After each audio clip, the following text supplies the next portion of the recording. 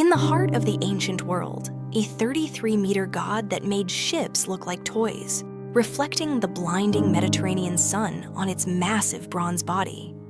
Exactly 2,100 years before the Statue of Liberty, mankind believed they had brought the sun down to Earth. But the greatest irony of history is this. This massive monument, one of the 7 wonders of the world, stood for only 54 years.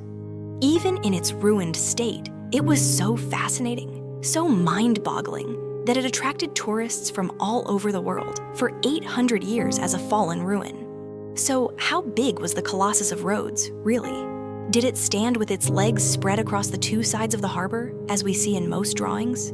Did giant warships pass beneath its feet? And more importantly, where is this mountain of bronze weighing thousands of tons, which once pierced the sky today? Today, using historical texts and modern engineering, we are turning back time. We are rebuilding the Colossus of Rhodes, the greatest monument of arrogance in the ancient world, in a way you have never seen before. The story of the Colossus of Rhodes did not begin with art or peace.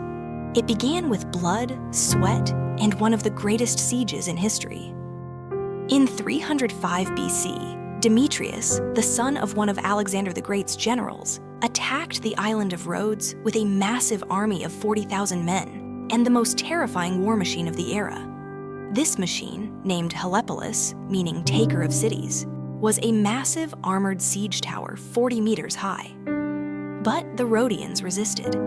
After a hellish siege lasting a year, Demetrius gave up and fled the island, leaving his massive war machines behind. The people of Rhodes attributed their survival to Helios, the sun god. To celebrate their victory, they made an unprecedented decision in history. They would melt down the enemy weapons, shields, and that massive siege tower left behind, and build a monument of unprecedented size for their god. Weapons would be transformed into art. The task was taken on by the sculptor Chares of Lindos. So, how big was this monster built by Chares, really? According to ancient sources, the height of the statue was 70 cubits, or exactly 33 meters. This number might be hard to visualize in your head. Think of it this way. This means a modern apartment building of about 10 or 11 stories.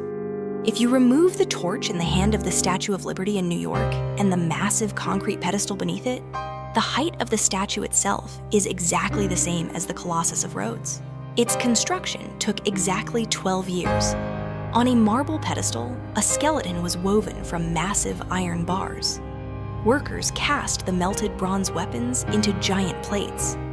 As Chares built the statue from the bottom up, he had massive earthen ramps piled around the statue so that workers could reach the upper layers.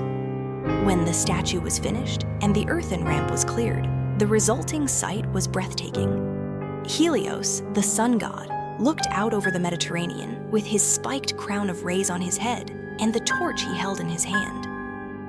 When the morning sun hit it, the statue shone like a mountain of gold from miles away. Now let's come to that famous myth. From Middle Age drawings to the present day, the Colossus of Rhodes has always been depicted standing with its legs spread across the 2 sides of the harbor, with ships passing underneath. A very cool image, isn't it? Unfortunately, the laws of engineering and physics strongly oppose this. If a 33-meter bronze statue had spread its legs that wide, it would have immediately split in 2 under its own weight. Moreover, building it in such a position would have required the massive harbor to be closed to ship traffic for years. This would be suicide for Rhodes, which lived on trade. Modern archaeologists and engineers agree that the statue most likely stood not at the entrance of the harbor, but on a hill overlooking the harbor, on a massive marble pedestal with its feet together or slightly apart in the form of a classical Greek statue. The arrogance of the sun god succumbed to the power of nature. Only 54 years after its construction, a massive earthquake struck the island in 226 BC. According to ancient texts, the statue snapped at the knees and crashed to the ground with a loud roar. The king of Egypt offered a massive budget to Rhodes to raise the statue again. However, the Rhodians consulted an oracle. The oracle told them, "You have angered the god "Do not raise him again." Seized by fear, the people left the statue as it was. Here is where the most fascinating part of the story begins. The Colossus of Rhodes continued to fascinate the world, even as a wreck. The Roman writer Pliny the Elder was amazed when he went to visit the ruin and wrote these lines in his journal. "Even as it lies on the ground, it is a miracle. I saw the massive cave-like cavities inside it. There are very few people who can embrace even just the thumb of the statue with their arms wide open." Imagine, tourists living thousands of years ago felt their smallness standing next to a giant finger. That ruin remained on the earth for exactly 800 years. So what happened to it? How was it completely destroyed? In 653 AD, Arab armies conquered Rhodes. With the changing of times and religions, this massive pile of bronze, which was once a god, now meant nothing more than scrap metal. The Arab commander had the massive statue on the ground dismantled and sold to a Jewish merchant from Edessa. According to legend, it took exactly 900 camels to transport the remains of the sun god. Those bronzes were melted down, became coins, were turned into other weapons, and scattered all over Asia and the Middle East.